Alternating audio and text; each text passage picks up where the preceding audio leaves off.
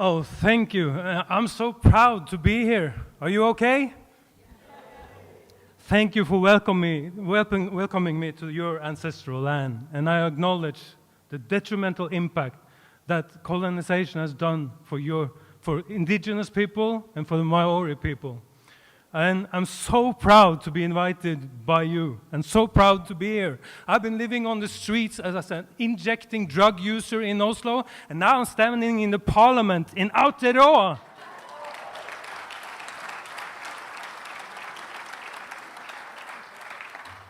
And I am, drug users are nice people. I'm proud to be a drug user.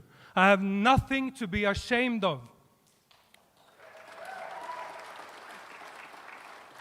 And I'm not proud because I used drugs, or because I took a drink, or because I had a cigarette.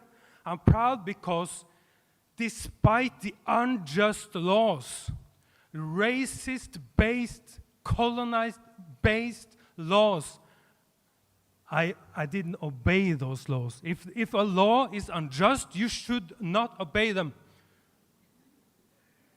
Don't break the law, but if the law is just unjust, and if you haven't used drugs, then you have to ask yourself, why?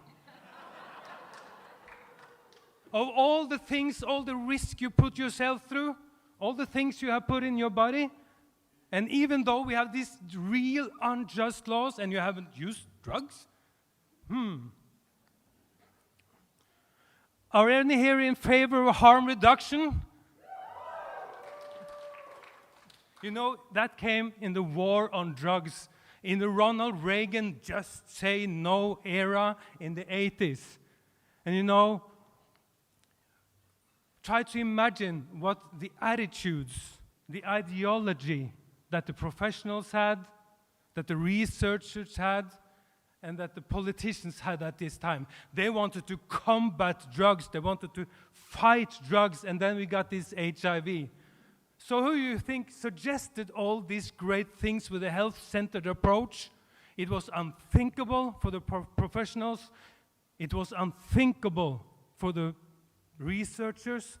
It was unthinkable for the politicians. It was the drug users that suggested, handing out needles so that you can inject the drugs.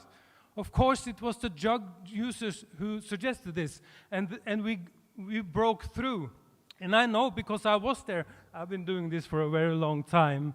And when we have 50 sites in Norway. Norway is a country with a population size as you. We have 50 sites with needle and syringe programs. And we have 8,000 people in substitution treatment with buprenorphine, methadone. We have evidence showing it saves 100 lives every year. We even have a drug consumption room.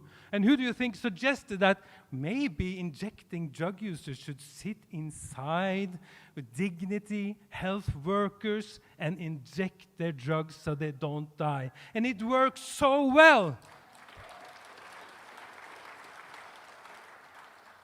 So then we had to organize, because we stood up against the temperance movement, so many politicians, and then we wanted development. And we said, now we must focus on overdose prevention. We must carry naloxone, the antidote, and in Norway, very many people inject heroin. So we had this switch program.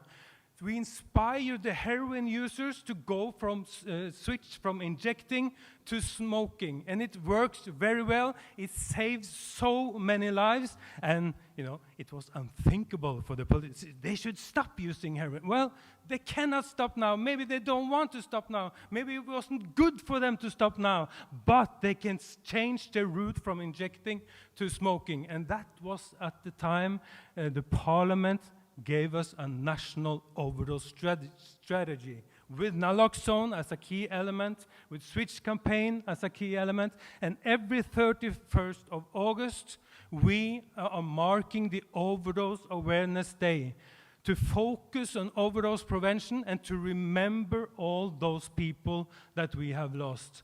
And that came from the parliament, and we got this conservative minister, and he was to promote this all over the country. We should have a naloxone, we should have this switch. Arild, can you come up here? So we got to know each other, and he learned about the tolerance and the pragmatism that you have to have those kind of programs. And that's after that, when the drug user organization, we wrote in the biggest newspaper in Norway, a petition where we said, the drug users must be listened to, human rights must form the basis of all drug policies, and we must decriminalize drug use without any intrusive sanctions. And that's when Bent Høie answered that, well, now I have changed my opinion. So yes, I was in the CND in UN, the Commission on Narcotic Drugs. That's the lion's den. When Bent Høie showed research, extensive research, that criminalization of drug use, any drug, any group of drug users, it does not prevent drug use. It only creates crimes, stigma, it makes more people die and live in the streets. It just creates all the kind of problem that we call drug problems. So he presented this drug policy reform to the UN, and it was received very positively by all the high-level UN organizations. And you know, there were people from the government of every country in the world, and bureaucrats and ambassadors and so on. So then I said to Bent Høie, since you have been including the drug user organizations, now we're getting into an evidence-based and human rights-based politics, and I thank you so much. And that's when he replied, thank you, Arild. We have been discussing this for more than 20 years. We had our disagreements. You had right, I had wrong.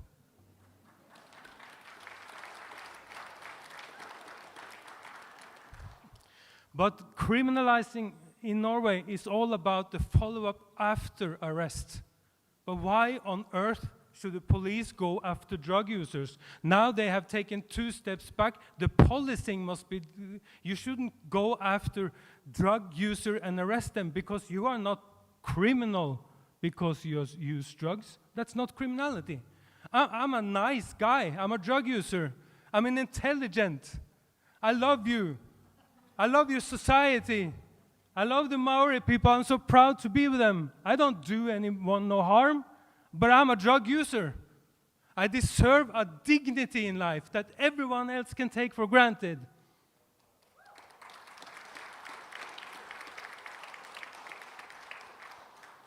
So thank you so much for inviting me. I think my time is run off, and have a nice conference. Thank you, thank you, thank you.